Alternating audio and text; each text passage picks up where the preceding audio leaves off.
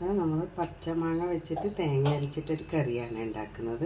ഇതധികം പുളിയില്ലാത്ത മാങ്ങയാണ്. നമുക്കിതിനെ കട്ട് ചെയ്തിട്ടെടുക്കാം. മാങ്ങ ഞാൻ കട്ട് ചെയ്തെടുത്ത് അത് എത്ര വലുപ്പത്തിലാണ് മാങ്ങ വേണ്ടുന്നത്. പിന്നെ വേണ്ടുന്നത് കുറച്ച് ചെറിയുള്ളി, കുറച്ച് വെളുത്തുള്ളി, പിന്നെ 4 പച്ചമുളക്. എല്ലാം കൂടി ഒന്ന് നമുക്ക് വേവിച്ചെടുക്കാം. കുറച്ച് വെളിച്ചെണ്ണ ഒഴിച്ചു കൊടുക്കാം. നമുക്ക് ചെറിയുള്ളിയും വെളുത്തുള്ളിയും ഒന്ന് വഴറ്റിയെടുക്കാം.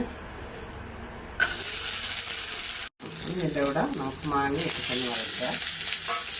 നമുക്ക് പാകത്തിനുള്ള ഉപ്പിടാം. ഞാൻ കട്ട ഉപ്പാണ് യൂസ് ചെയ്തത്. ഒരു 3/4 ടീസ്പൂണ് കാശ്മീരി ചില്ലിയാണ്. എരിവുള്ള മുളക് നമ്മളിതിലിടുന്നില്ല. നമുക്കിത് വേവിക്കാൻ ആവശ്യമായിട്ടുള്ള വെള്ളം ചേർക്കാം. വെന്ത് വരാൻ അത്രയും നമുക്ക് വേണ്ടല്ലോ, അത്രയും വേണ്ട വെള്ളം വേവട്ടെ. നമുക്ക് തേങ്ങ അരച്ചെടുക്കണേ. അതിന് വേണ്ടിയിട്ട് ഞാൻ ഒരു 5-8 കാന്താരി എടുത്തിട്ടുണ്ട്. ഇതന്നെയാണ് എരിവിന് വേണ്ടി ഞാൻ ഉപയോഗിക്കുന്നത്. പിന്നെ ഒരു കഷ്ണം ഇഞ്ചിയും 3-4 വെളുത്തുള്ളിയും, പിന്നെ ഒരു 3/4 ടീസ്പൂണ് ജീരകവും, പിന്നെ 1 കപ്പ് തേങ്ങയാണ് അരക്കുന്നത്. നമുക്ക് അരച്ചെടുക്കാം. കറി നന്നായി വയ്ക്കുക. ഞാൻ പച്ചമുളക് ഇപ്പോഴാണ് ഇടുന്നത്.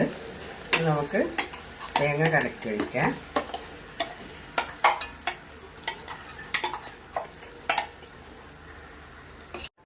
നമ്മൾ ഈ തിക്നെസ്സിലാണ് എടുക്കുന്നത്. ഇനി ഓരോരുത്തരുടെ ഇഷ്ടം പോലെ ആക്കാം കേട്ടോ. നല്ല ഇതായിട്ട് വേണമെങ്കിൽ ഇതിന് ചാറ് കുറച്ചും കൂടെ വറ്റിയിട്ട് വരും.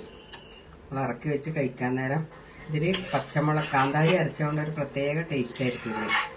പിന്നെ കാശ്മീരി മുളകല്ലേ ഇടുന്നത്, അപ്പോൾ അത് അത്രയ്ക്ക് എരിവൊന്നും ഉണ്ടാവില്ല.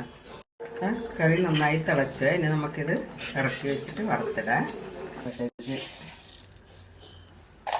1 സ്പൂൺ തന്നെ ഉലുവയും ഇടുന്നുണ്ട്. പിന്നെ ഇത് നമുക്ക് കുറച്ച് ചെറിയുള്ളി ഇടാം. പിന്നെ ഇത് വറുത്തിടാം. ഇതിൽ ഞാൻ കറിവേപ്പിലയും ഒരു ഉണക്കമുളകും കൂടി ഇട്ടിട്ടുണ്ട്.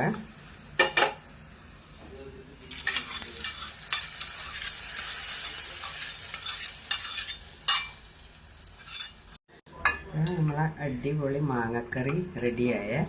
ഉണ്ടാക്കിയിട്ടില്ലെങ്കിൽ ഒന്ന് ഉണ്ടാക്കി നോക്കണേ. ശരിക്കും മീനിൻ്റെ ഒരു ടേസ്റ്റാണ് മീൻകറി, മീനില്ലാത്തൊരു മീൻകറി.